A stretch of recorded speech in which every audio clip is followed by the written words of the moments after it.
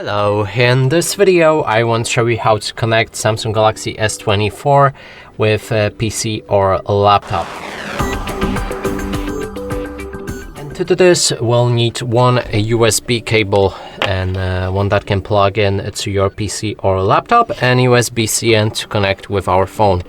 Let's start with that. So we're gonna plug in USB-C to the Samsung Galaxy S24 and then USB-A to our PC.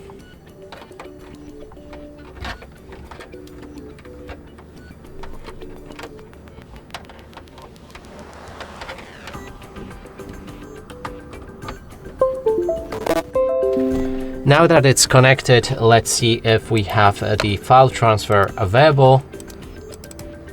And the folder is empty, as you can see. Now to actually see the files on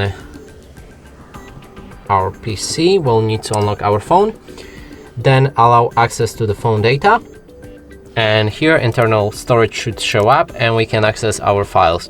And that's it for this video. Hope you like it. Please consider subscribing to our channel, leave a like and a comment below.